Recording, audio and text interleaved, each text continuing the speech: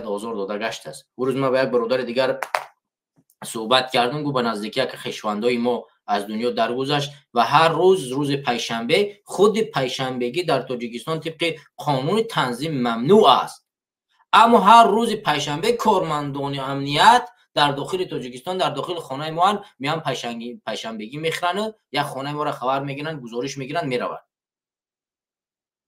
اول میآیند خلاف قانونی که خودشون قبول کردن انجام میتن، یعنی غذا میخورن، اومده میشن، بعد ما رو یا بازپرسی میکنن که خب فلان اکاتون دودرتون امکتون فلانی در کجا کی میای میخیزن میروند. خب این حرف خودش خلاف قانونهای کار، خلاف قانونهای داخلی و بین المللی نیست. یعنی این عمل دقیقاً اون حرف درد دل مردم رو میزند که کارمندان باید نظارت کرده بشوند از جانب خود همین کارمندان، یعنی ملیسا باید نظارت کرده بشود.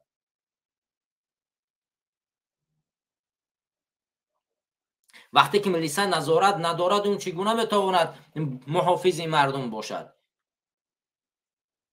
همه به بارای ملیسا و ناظران راه شکایت داشتن. شما دیدید که چند نفر فقط از ناظران راه شکایت کردن که خب فساد رو کمتر کنید و مردم رحم کنید. این مردم هم در خانه دارد، زن دارد، فرزند دارد، نمیفهم بچه دارد و باید هم که بتواند از فرزند خودش دفاع کند، به فرزند خودش رو نان ببرد، آب ببرد. خب تو ملیسه ابله حیوان تو رو کی حق داده است که بیای یک انسان تاکسیران، یک راننده عادی، یک کسی که برای به خانواده‌اش یک جا میرود او را منع بکنی و ده ها هزار سومونیش رو بکشی بگیری؟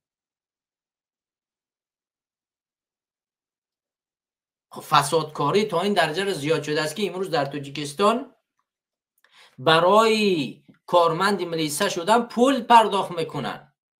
میگه فلان جایش روغنی است، باید 15,000 دلار 20,000 دلار بده که وظیفه رو برای تو میتن. فلان جایش روغنی نیست، باید 500 دلار. اونجا پول درآمد زیاد ندارد. روغنی و غیر روغنی را کی شما تعیین میکند؟ روغنی یعنی ملت خود رو خوردن، حرام گرفتن، فساد کردن. این جای روغنی و جای درآمد داشتن است؟ یا که مادر دیگری گفتن که باید هوسمند گردانیده شود تا اینه که فساد نگیرند، معاش رو باید بالا برد و گفت که هر کسی که دزدی میکند جاش جهنم و زندان میشود. و اگر این کارمندان ملیسه هوسمند گردانیده شوند و فساد از بین آنها برداشته شود، جامعه در گلگلشکفانه زندگی میکند و این قدر صدمه در خارج کشور رخ نمیدهد از جانب یا که در داخل وطن خودمون از جانب راننده های تاجیک، چون تمامی این با فساد میآید به دست. امروز از شکم مادرش تولد شده است، پروه دارد، خط نه نوشته نه خوانده میتواند، پروه دارد، یک شهادتنامه رانندگی دارد. آخه اگر این فساد نباشد این شهادتنامه رانندگی از کجاست؟ چگونه او را به دست میارد؟ هر انسان را برای کار ساختن، وقتی که یک انسان در ساحه کدرشناسی خوانده است او را در ساحه کدرشناسی بگذاریم. یک انسانی که اقتصاد خوانده است او را در ساحه اقتصادی بگذاریم. یک انسان خائن دزد دروغگو را آوردن در سر وظیفه گذاشتن، چگونه میتواند وظیفه پیش برود؟ این مشکلات در کل ملت تاجیک، در کل ساختاراش دیده می شود. ما امروز حتی در صفای همین مخالفان هم همین کار را انجام بدیم. کسی که دادی روز نامش رو نوشتن نمیتوانست و همسرش از تنش مینویست، امروز در بخش ها گذاشتمش و او را مسئول گذاشتم که در کجای تصمیم بگیره. تمام اشخاص میدونن این نفر یک دروغگوی بیش نیست، هیچ حرفش راست گفتن نمیتواند، در یک بخش موندنش باید تصمیم بگیره. یک دروغگو با تمام عیار، همه میدونن که این دروغگو است، همه میدونن که همین شخص دروغگو است، میبزنن شایسته این کار و اون کار نیست.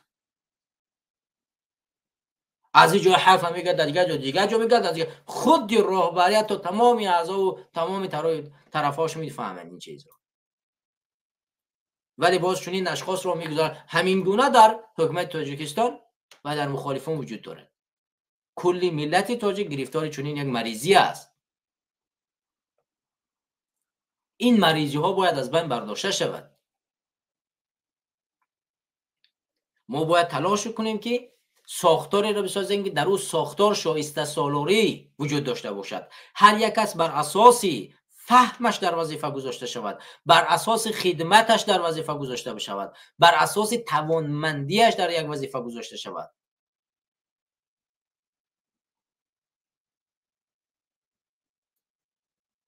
امروز ما میبینیم که ملیسه ما میرود در خانه یک مخالف هزارها تحقیر رو انجام میدهد.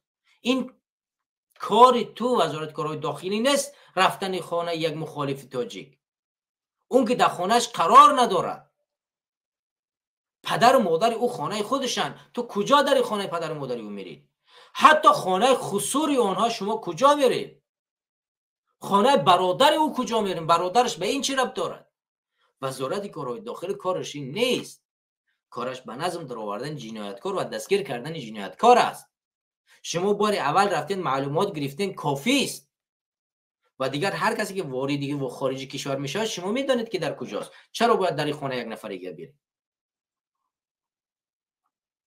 یک نفر را 2 سال اجازت نمیدید که با نزدیکایش در تاجیکستان صحبت کند و بعدا با از اوجا مجبور میکنید که با بریوت صحبت کنید. این چی منطقی دارد؟ چه دلیلی دارد؟ یک روز اجازت میدید یک شما را کسی نمیفهمم ارباب این ملت گذاشته است یا اینکه نمیفهمم همون